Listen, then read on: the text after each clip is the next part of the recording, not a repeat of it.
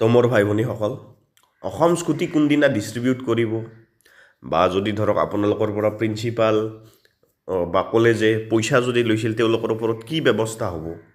তাৰ ওপৰত আজি আমাৰ মুখ্যমন্ত্ৰী ডাঙৰীয়াই ধুনীয়া এটা ভাষণ দিছে তো আপোনালোকক স্কুটি কোনদিনা দিব সেইটো দিন ডেটো কৈ দিছে ঠিক আছে আমি ভিডিঅ'টোত আগত গম পাম তাৰ আগতে প্লিজ সকলে চেনেলটো ছাবস্ক্ৰাইব কৰি দিব ভিডিঅ'টোত এটা লাইক কৰি দিব ভিডিঅ'টো দুটা মানুহক শ্বেয়াৰ কৰি দিব এইখিনিয়ে আৰু ৰিকুৱেষ্ট চ' বলক মামাই কি কৈছিল চাওক চব আপোনালোকৰ যি ডাউট আছিল বা প্ৰজ্ঞান ভাৰতী আঁচনি হওক বা নিযুত মইনা আঁচনি হওক সকলোবিলাক ডাউট ইয়াত ক্লিয়াৰ হৈ যাব তো বলক ভিডিঅ'টো আৰম্ভ কৰোঁ সকলোৱে প্লিজ চেনেলটো ছাবস্ক্ৰাইব কৰিব আৰু ভিডিঅ'টোত এটা লাইক কৰি দিব বলক আপোনালোক সকলোৱে জানে যে 2016 চনৰ পৰা অসমৰ মহাবিদ্যালয়সমূহত আমি বিনামূলীয়া নামভৰ্তিৰ এটা প্ৰক্ৰিয়া আৰম্ভ কৰিছিলোঁ প্ৰথমতে আমি ফাৰ্ষ্ট ইয়াৰৰ ষ্টুডেণ্টক degree first year higher secondary first year post গ্ৰেজুৱেটৰ ফাৰ্ষ্ট ইয়াৰৰ ষ্টুডেণ্টক আমি বিনামূলীয়া নামভৰ্তিৰ সুবিধা দিছিলোঁ পিছত ছাত্ৰ ছাত্ৰীৰ অনুৰোধৰ প্ৰতি লক্ষ্য ৰাখি আমি থাৰ্ড ছেমিষ্টাৰ আৰু ফিফ্থ ছেমিষ্টাৰতো আমি নামভৰ্তি বিনামূলীয়া কৰিছিলোঁ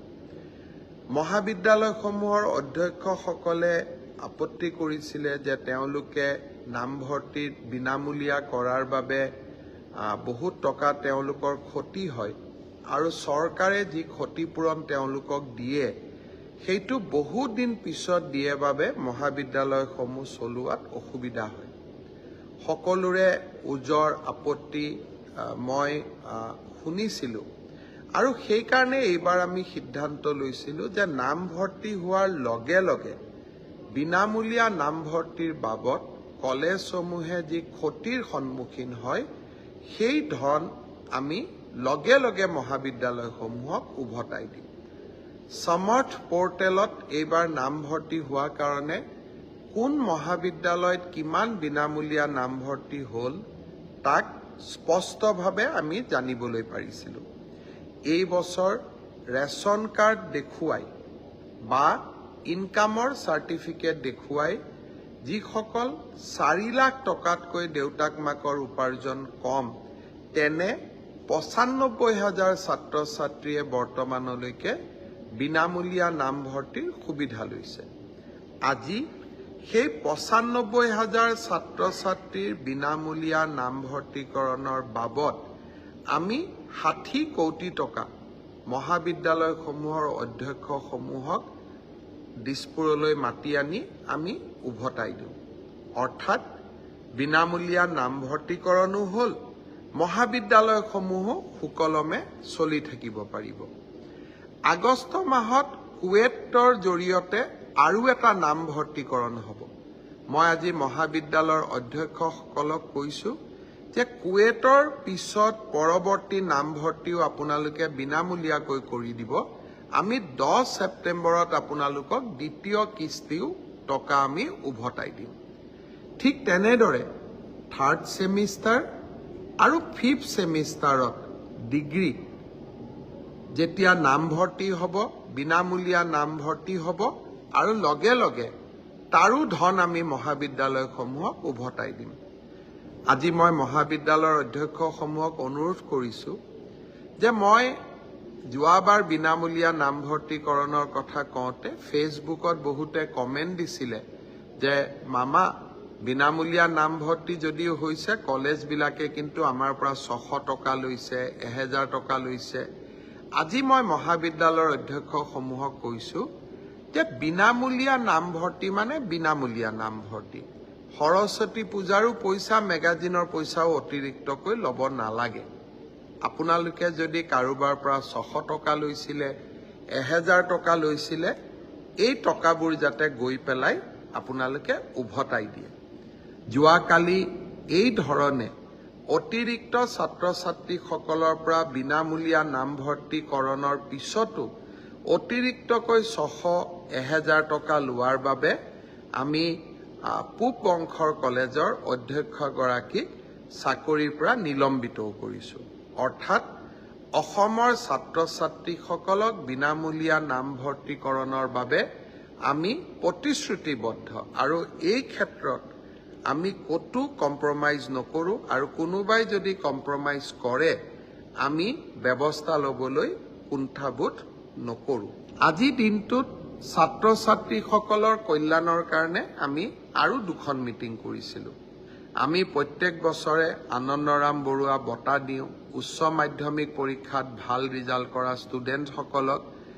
আৰু হায়াৰ ছেকেণ্ডাৰী ছোৱালীসকলক ফাৰ্ষ্ট ডিভিজন পালে আৰু ষ্টাৰ পালে ল'ৰাসকলক আমি স্কুটি দিওঁ। এই 2খন আঁচনিৰ সুবিধা আমি যাতে 30 নৱেম্বৰৰ আগতে ছাত্ৰ ছাত্ৰীসকলক দিব পাৰোঁ তাৰ বাবে আজি আমি আৰু 2খন মিটিং কৰিছিলোঁ। মই ভাবোঁ যে 30 নৱেম্বৰৰ আগতে আমি 2খন আঁচনিৰ সুবিধা ছাত্ৰ ছাত্ৰীসকলক দিব পাৰিম। বহু সময়ত কিছুমান বাতৰি কাকত আদিয়ে প্ৰচাৰ কৰে যে চৰকাৰে নামভৰ্তি কৰি চৰকাৰে টকা সংগ্ৰহ কৰে, চৰকাৰৰ ৰাজহলৈকে টকা আনে। কিন্তু আজি আমি বিনামূলীয়া নামভৰ্তিৰ টকা মহাবিদ্যালয়সমূহক উভতাই দি আমি আকৌ এবাৰ প্ৰমাণ কৰিলোঁ যে আমাৰ চৰকাৰে কলেজৰ পৰা টকা অনাৰ কথাটো বাদেই আমি ওলোটাই কলেজক বিনামূলীয়া নামভৰ্তিকৰণৰ বিপৰীতে আমি টকা দিওঁহে। অসমৰ ছাত্ৰ ছাত্ৰীসকলৰ প্ৰতি ই আমাৰ দায়বদ্ধতা। আনকি কোনোবা এখন কলেজত নামভৰ্তিৰ কাৰণে প্ৰধান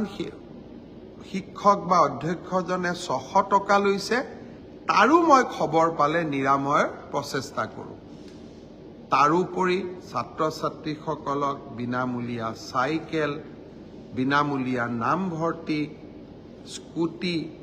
এইবাৰৰ পৰা নিযুত মইনা আঁচনি, চৰকাৰী বা প্ৰাদেশিকৃত মহাবিদ্যালয় বা বিশ্ববিদ্যালয়ত থকা ছাত্ৰ ছাত্ৰীসকলক হোষ্টেল মেছ ডিউজ ৰেহাই, আমি বহুতবিলাক ছাত্ৰ ছাত্ৰীৰ কল্যাণৰ কাৰণে কাম কৰোঁ। আৰু এনে কাম ভাৰতবৰ্ষৰ খুব কম ৰাজ্যতহে হয়। নিৰ্বাচনী প্ৰচাৰৰ কাৰণে মই যেতিয়া বেলেগ ৰাজ্যত যাওঁ, মই যেতিয়া তাৰ ৰাইজক কওঁ যে আমাৰ চৰকাৰে হায়াৰ ছেকেণ্ডাৰীত ফাৰ্ষ্ট ডিভিজন পালে ছোৱালীক স্কুটি দিয়ে, তেওঁলোকে চকুত থৰ লাগি মোৰ ফালে চাই থাকে। বহুতে ভাবে মই অসত্য কথা কৈছোঁ।